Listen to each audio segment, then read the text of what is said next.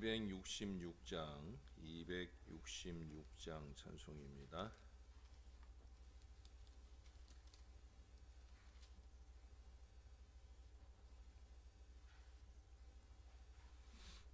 주의 피로 이룬 샘물 참 깊고 넓도다.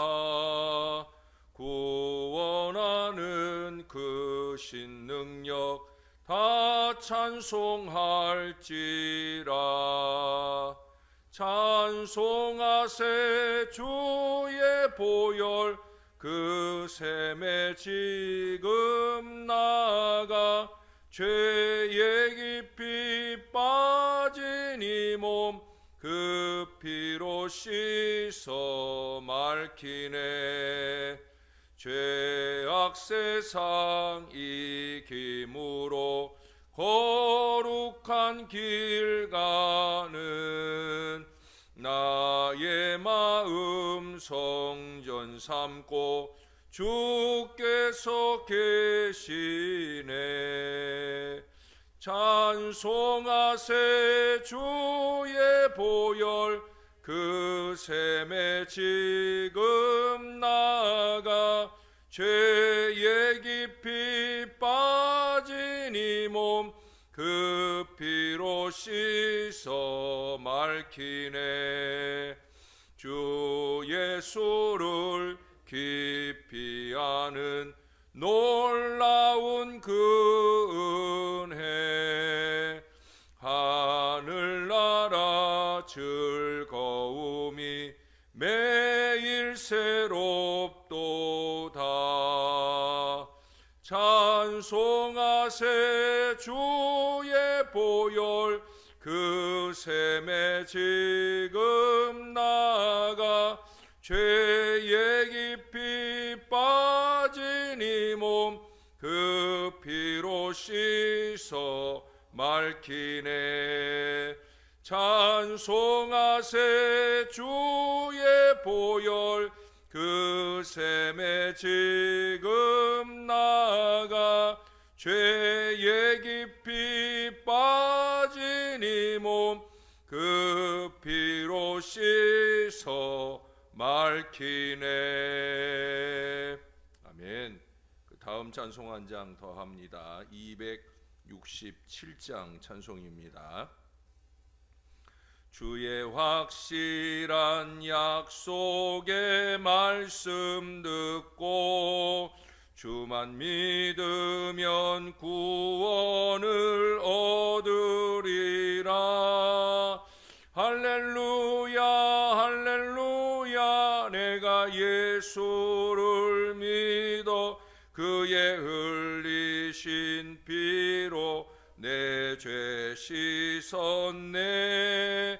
할렐루야 할렐루야. 내가 예수를 믿어 그의 흘리신 피로 내 죄 씻었네. 나의 갈 길이 험하고 위험하나 우리 예수의 도우심 믿고 가네.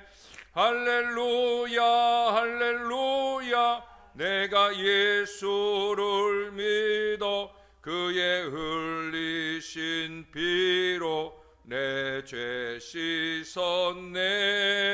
할렐루야 할렐루야. 내가 예수를 믿어 그의 흘리신 피로 내 죄 씻었네.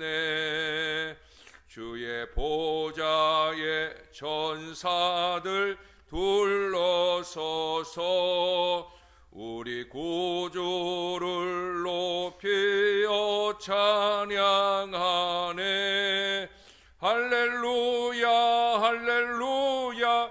내가 예수를 믿어 그의 흘리신 피로 내 죄 씻었네.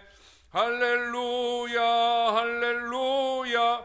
내가 예수를 믿어 그의 흘리신 흘리신 피로 내 죄 씻었네. 예언자들과 왕들도 반열대로 황금길 따라 나와 찬송하네.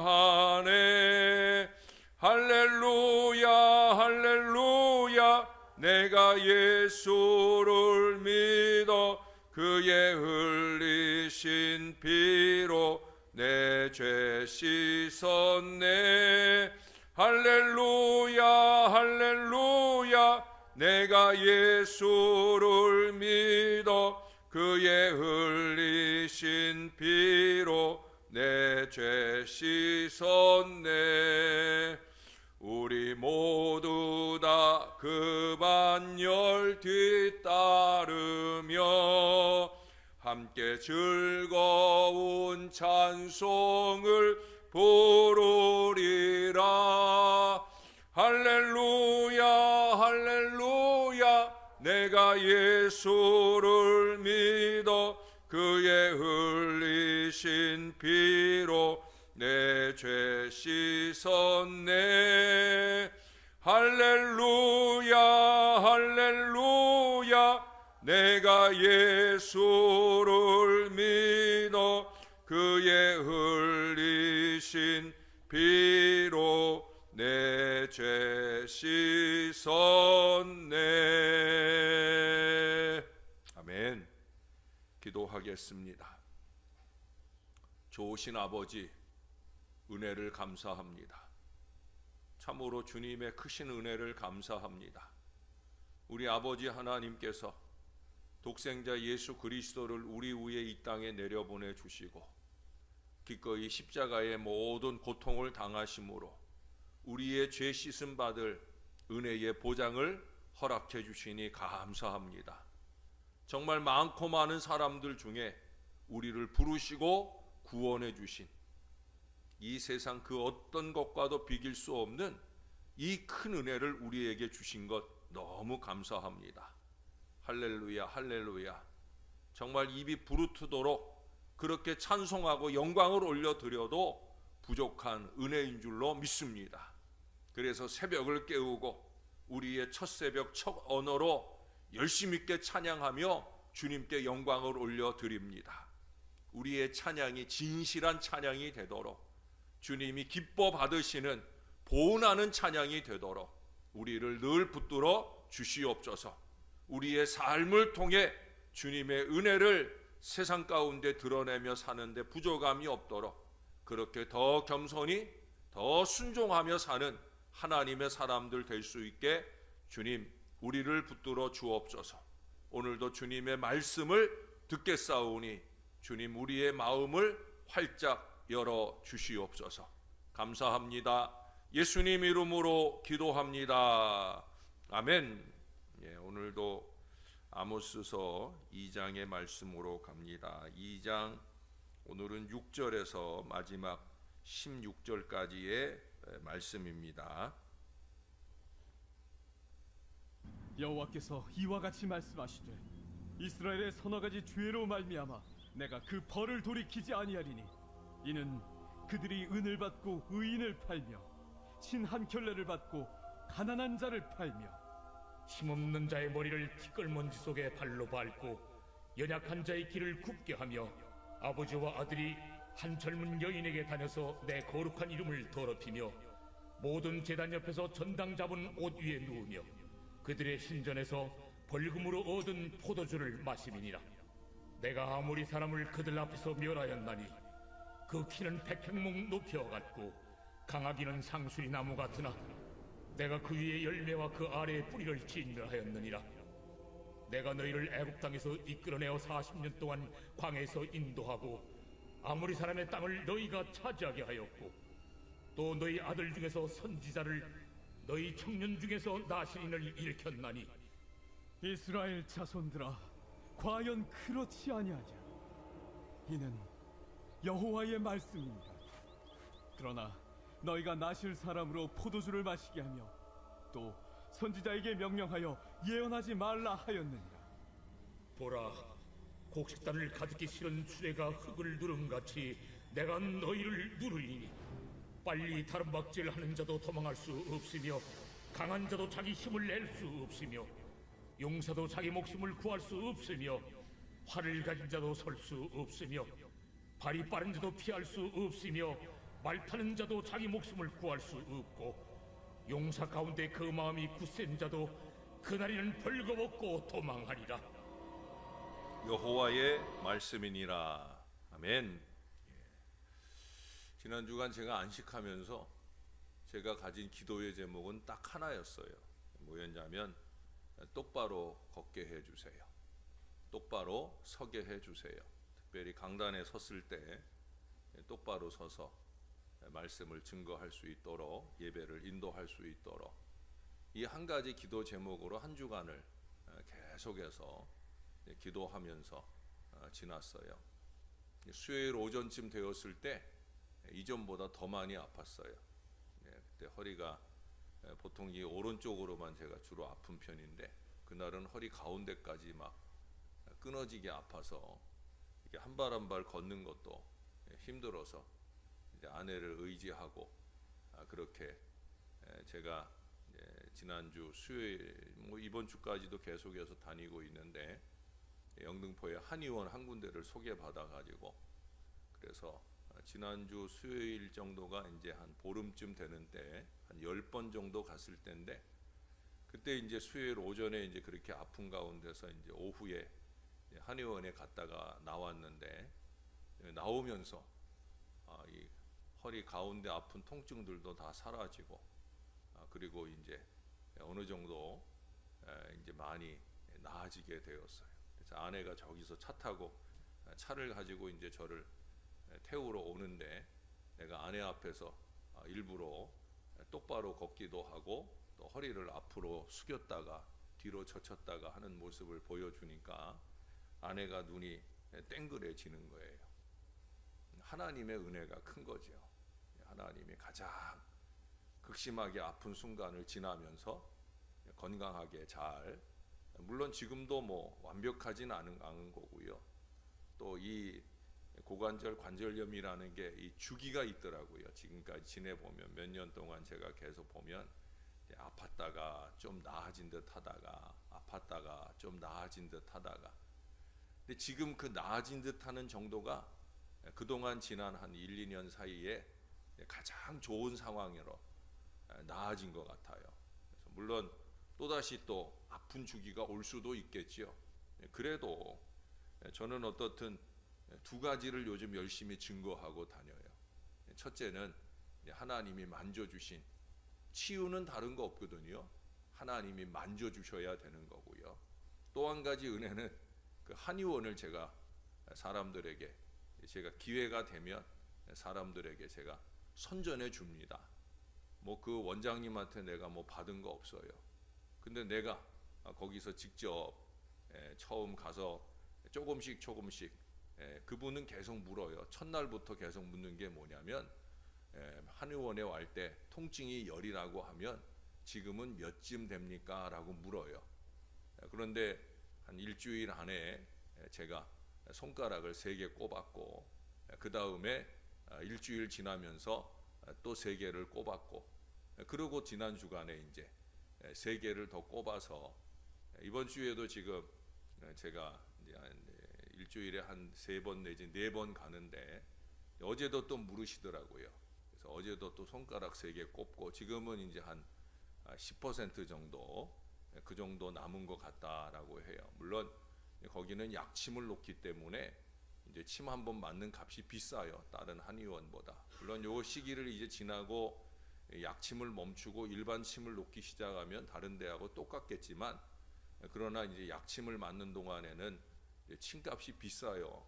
비싸지만 어떻든 치료가 되니까 하나님 은혜와 또 이 한의원의 은혜로 통해서 제가 우리 교인들 앞에 똑바로 서고 똑바로 걷고 하는 이 은혜가 있기 때문에 누가 말하라 하지 않아도 자꾸 말하고 싶은 거죠. 아버지 은혜를 말하고 싶고 또 한의원 은혜를 말하고 싶고, 그 원장님이 저한테 뭐 선전해달라 부탁하지 않아도 저는 자꾸 선전해 주고 싶어요. 왜 이 한의원에 왜 이렇게 손님이 적을까? 환자가 적을까? 저는 처음에 갔을 때 그런 생각을 자꾸 했어요. 갈 때마다 별로 안 기다리고 하거든요. 이렇게 잘 치료하는데 왜 이럴까? 제가 두 가지 생각을 했어요. 하나는 환자들을 잘 치료하니까 환자들이 자꾸 그 치료받고 줄어드니까 그래서 환자가 적을 게 아닐까? 아니면 잘 못해서 그런 건 아닌가? 두 가지 중에 하나인데 저는 전자가 아닌가 하는 생각을 하게 됩니다. 제가 이 얘기를 하는 이유는 얼마 전에도 제가 한번 소개를 했었죠. 17살에 얕은 물속으로 다이빙을 하다가 이 바위에 머리를 부딪히면서 전신마비에 걸린 조니 에릭슨이라고 하는 소녀가 있어요. 그녀는 절망적인 상황에서 다행히 예수님을 영접하게 됩니다. 그러면서 그녀는 소리도 내지를 못해요. 그러니까 마음속으로 이런 기도를 드리기 시작했다고 그래요. 주님, 내가 이런 모습이지만 내게 할 일이 있고 내가 주님을 위해서 아직도 쓰임 받을 수 있다면 하나님을 원망하지 않겠습니다. 오히려 나를 구원하신 그 은혜를 갚을 수만 있다면 내가 뭐든지 하겠습니다. 그러자 얼마 후에 입술이 움직이기 시작하는 거예요. 그래서 조니는 움직이는 그 입술에 붓을 물고 그 붓으로 주님의 사랑, 자기를 구원하신 주님의 은혜를 증거하는 그림을 그리기 시작을 해요. 그리고 또 하나님의 은혜가 임하면서 그녀는 입술이 움직이면서 목소리가 나오기를 시작하는 거예요. 그래서 그녀는 온 몸에서 유일하게 움직일 수 있는 이 입술과 또 목소리를 사용해서 자기를 구원하여 주신 하나님의 사랑을 만나는 사람들에게마다 증거하기 시작했어요. 생명이 붙어 있는 한 우리는 이 소녀처럼 구원의 은혜에 보은하는 믿음의 삶을 잘 살아야 되는 거예요. 여러분, 신앙이 다른 거 아니에요. 하나님의 은혜를 알고 그 은혜에 보답하는 마음으로 열심히 그 은혜의 하나님을 증거하는 복음의 일꾼으로 사는 게 신앙이에요. 오늘날 신앙을 너무 착각하고 있는 것 같아요. 교회 생활을 너무 착각하고 있는 것 같아요. 신앙이 있다 없다, 이것의 차이는 다른 데 있지 않아요. 얼마나 은혜를 알고 사느냐, 그 받은 바 은혜를 제대로 잘 증거하며 사느냐, 바로 여기에 있는 거예요. 그러나 안타깝게도 많은 사람들이 보은할 줄 몰라요. 하나님께도 사람에게도 보은할 줄 몰라요. 보은은커녕 배은망덕하기 일쑤입니다. 그것은 오늘 마지막으로 심판 예언을 받는 이 이스라엘도 마찬가지예요. 그래서 죄가 더 크고 심판도 더 큰 거예요. 왜? 은혜를 받았는데, 앞서 다메섹부터 상당히 많은 이방 나라들보다 특별히 은혜를 받았는데 그 은혜를 모른다는 거죠. 그래서 죄가 더 큰 거예요. 아모스 선지자는 이제 참다 못해 이스라엘의 심판의 올가미를 씌우게 됩니다. 자신이 지금까지 이방인들의 죄를 지적하며 심판을 예언한 목적이 바로 이스라엘에 대한 심판을 선포하기 위하였음을 밝히고 있어요. 아모스는 이스라엘이 심판을 받을 수밖에 없는 그들의 죄악을 구체적으로 지적을 합니다. 어제도 말씀드린 대로 이방 나라들은 한두 가지더니 유다는 몇 가지였어요? 3가지였어요. 그리고 오늘 보세요. 오늘 본문만 아니에요. 이 뒤로도 또 마찬가지예요. 수없이 많아요.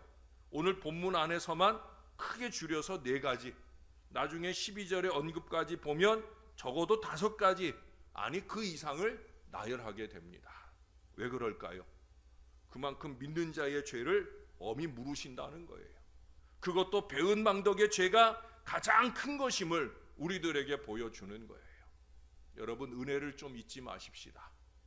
첫 번째는 사회적인 불의와 비인간적인 탐욕을 지적하고 있어요.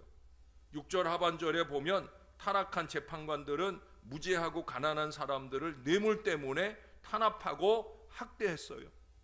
두 번째는 7절에서 계속해서 가난한 자를 학대하는 가진 자들의 탐심을 말씀합니다.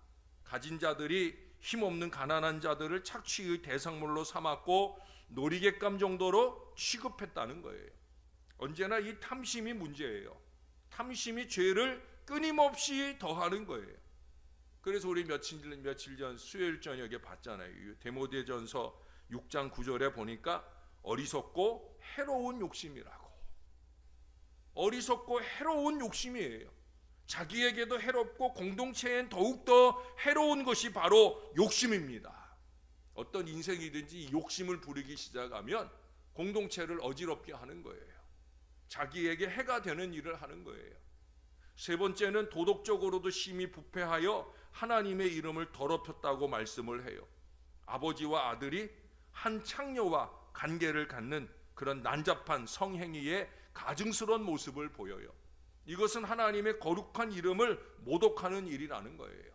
네 번째는 심지어 하나님께 드리는 예배를 더럽혀요. 아니, 성전을 더럽혀요.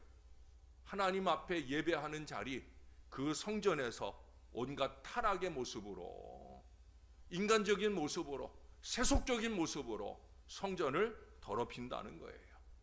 이들은 가난한 자의 것들을 탈취하여 제단 옆에서 먹고 마시며 잠을 자면서 성전을 욕되게 합니다. 하나님의 교회를 욕되게 해요. 이들은 모세의 율법은 물론이거니와 윤리와 도덕마저도 내팽개치게 되는 거예요. 여러분, 바울도 디모데전서에서 지적하는 바 믿음과 양심은 별개가 아닙니다. 믿음이 없으면 양심이 화인 맞는 것은 당연하고요. 양심이 무너지면 믿음도 파선하기에 이르는 거예요.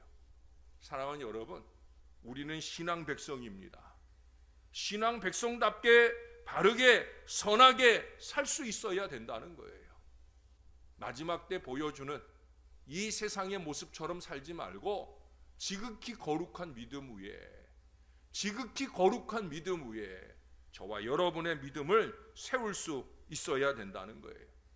그런데 이 이스라엘의 이런 범죄를 지적한 후에 즉시 심판을 선포하지 않고 여기 다시금 9절 이하에서 이스라엘을 향한 하나님의 사랑, 하나님의 은혜를 거절한 자들의 그 반역을 드러내고 있어요. 다시 말해 이스라엘 민족이 지금까지 존재할 수 있었던 이유는 하나님의 사랑 때문이었다는 거예요. 하나님의 은혜 때문이었다는 거예요. 그래서 아모스 선지자는 먼저 하나님께서 이스라엘 역사 속에서 그들과 사랑으로 동행하셨음을 상기시켜주는 말씀을 이어갑니다. 다시 말해 가나안 족속들 중에 가장 창대한 아모리 족속을 물리치신 분이 하나님이시다. 출애굽하여 40년간 광야 생활 후에 가나안 땅에 젖과 꿀이 흐르는 땅으로 허락하신 은혜의 하나님을 상기시켜주고 있어요. 그 다음으로 아모스는 하나님께서 이스라엘 백성들을 위하여 선지자나 나실인 등 영적 지도자들을 계속해서 보내주셨음을 상기시키고 있어요. 그러나 오늘 이스라엘의 백성들은 어떻게 했어요?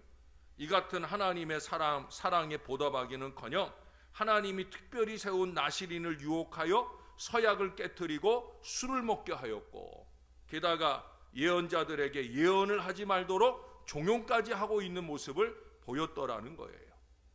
하나님의 특별한 부름을 무너지게 하는 악행이 아닐 수 없는 것입니다. 자기만 배은망덕하는 것이 아니라 부름받은 사람조차 그 은혜를 외면하게 만든다는 거예요. 은혜 사역을 못하도록 가로막는 어리석음을 범하고 있다는 거예요. 이것은 스스로 하나님의 사랑을 거절하면서 멸망을 자초하는 어리석음이 아닐 수 없는 거예요. 아모스 선지자가 다메섹에서부터 시작해서 유다에 이르기까지 그들의 죄와 그들에게 임할 심판에 대한 예언적인 목적은 오직 이스라엘을 경고하여 돌이키기 위함이었고요. 이에 응하지 않는 그들에 대한 심판을 오늘 극적으로 선포하기 위함이었습니다. 사실 이스라엘의 죄악은 주변 국가들 못지않게 패역한 죄악이었고요. 동시에 하나님의 사랑마저도 거절하였기에 하나님의 심판은 더욱더 무섭게 선포되어졌어요. 요즘 그런 말들을 간혹 하잖아요. 세상 사람들이. 뭐라 그래요? 믿는 사람들이 더하다. 죄송하지만 제가 목회를 해봐도요, 믿는 사람들이 더한 것 같아요. 믿는 사람들이 요즘 제정신이 아닌 것 같아요. 믿음을 믿음같이 지켜내질 못하는 것 같아요. 세상과 다를 바 없고 세상보다 더한 모습을 보일 때가 얼마나 많은지 몰라요. 참으로 믿는 사람답지 못한, 어울리지 않는 그런 모습에 대한 오늘 이스라엘은 향해 하나님은 징계하고 있어요. 여러분, 우리는 이와 같은 사실을 결코 쉽게 지나치고 이스라엘처럼 이건 남의 얘기 듣듯 그렇게 해서는 안 돼요. 두렵고 떨리는 마음으로 어떤 유혹 가운데서도 구별된 우리 자리를 지켜내고, 유다나 이스라엘 백성들처럼 이렇게 말씀을 무시하고 심지어 말씀을 폐하여 은혜를 원수로 갚으며 저주를 자초하는 이런 어리석음을 멈추는 신앙을 살아야 돼요. 내 죄악된 삶을 먼저 고치기에 앞장서는 그런 노력들이 저와 여러분에게 있어야 된다는 거예요. 은혜에 보답하는 건 두 번째고, 내 삶을 바로 잡아야 된다. 내 신앙을 바로 잡아야 된다. 사실은 그것이 우리 하나님의 구원의 은혜에 보답하는 아름다운 모습이 아니겠습니까? 여러분, 구원받은 거 맞습니까? 정말 하나님이 저와 여러분을 구원하셨습니까? 우리가 그 은혜를 정말 알고 사는 겁니까? 그 은혜에 절절해서 한마디 찬송을 불러도 그 찬송이 간절하고 한 번의 예배를 드려도 영과 진리로 예배할 간절함이 과연 있느냐는 거예요. 우리는 무엇을 위해 신앙하고 무엇을 위해 교회를 다니고 있습니까? 다른 거 없어요. 은혜를 알아야 되는 거예요. 그것이 우리 하나님의 은혜의 백성으로서 마땅한 신앙의 모습인 거예요. 그래서 저는 여러분들에게 늘 강조하잖아요. 은혜로 시작한 일은 반드시 은혜로 마쳐야 한다. 갈라디아서 3장 3절에 말씀했다고 그랬잖아요. 예? 성령으로 시작하고 육체로 끝마치는 인생이 되면 안 된다. 마지막 때 이 세대가 보여주는 신앙의 모습이 그런 거라는 거예요. 예수 그리스도를 나의 구주로 믿게 되는 것은 성령의 은혜로 되는 일이거든요. 우리 의지로 된 일이 아니에요. 우리가 잘나서 목사가 되고 여러 직분자가 되어 교회를 섬기는 게 아니에요. 하나님의 은혜로 된 일이에요. 성령의 은혜로 된 일이에요. 성령의 감동으로 된 일이에요. 이것을 육체로 빠지는 어리석음을 말세에 많은 신앙 백성들이 범한다는 거예요. 그래서 요한계시록의 7교회에 보낸 편지들을 보세요. 교회들마다 책망할 일들이 넘쳐나는 거예요. 사랑하는 여러분, 우리가 정신을 바짝 차려야 됩니다. 성령으로 시작된 일들을 절대 육체로 마치는 어리석은 인생이 되지 않도록 그렇게 새벽을 깨우는 신앙 백성답게 하나님을 향해서나 사람을 향해서나 보온할 줄 아는, 은혜에 보답할 줄 아는 신실한 모습으로 주께 영광을 돌리는 저와 여러분의 신앙이 될 수 있기를 우리의 구주 되시는 예수님의 이름으로 간절히 축원합니다. 아버지 고맙습니다. 오늘도 주님의 은혜의 말씀을 듣나이다. 우리가 자꾸 잊어버리고 살아갑니다. 매 순간 잊지 않고 하나님의 은혜를 보답하는 신실한 믿음으로 살아야 되는데 자꾸 잊어버립니다. 나를 구원하신 그 은혜를 잊어버립니다. 나를 부르신 그 부름을 잊어버립니다. 다 잠들어 있는 때 이 새벽에 우리를 부르신 특별한 주님의 계획이 있음을 잊어버립니다. 다른 사람 아니고 나를 콕 찍어서 구원으로 사명으로 부르신 이 사실을 잊어버립니다. 하나님께 보온할 줄 모르고 살아갑니다. 오히려 배은망덕하게 살아갑니다.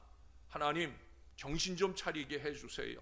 부족한 종도, 여기 사랑하는 주의 백성들도 다른 것 다 접어두고 우리를 구원하신 그 큰 은혜를 반드시 기억하면서 매 순간순간 찬송할 때마다, 매 순간순간 예배할 때마다, 아니 매 순간순간 우리의 삶을 살아가는 모든 시간 동안에 열심 있게 그 은혜를 보답할 간절한 모습으로 더 겸손히, 더 말씀에 순종하며 사는 하나님의 사람들 되게 하여 주시옵소서.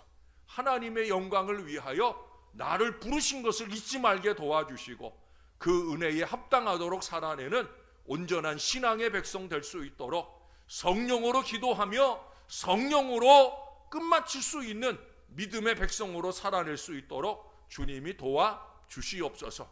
육체의 욕심에 휘말리지 않도록 저희를 강력하게 붙들어 주시고 인도하여 주시옵소서. 오늘도 백신 접종을 하는 자녀들도 있사옵고 크고 작은 육신의 어려움으로 신음하는 자녀들이 많이 있습니다. 지금 중요하게 기도할 때입니다. 정신 바짝 차리고 성령으로 뜨겁게 기도하며 깨어나는 은혜로운 주의 백성들 다 될 수 있도록 주님이 꼭 도와 주옵소서. 하나님이 은혜로 섭리하시고 역사하시는 놀라운 은혜가 우리 모두에게 나타나도록 주님이 만져 주시옵소서. 그 은혜를 감사합니다. 예수님의 이름으로 기도합니다. 아멘.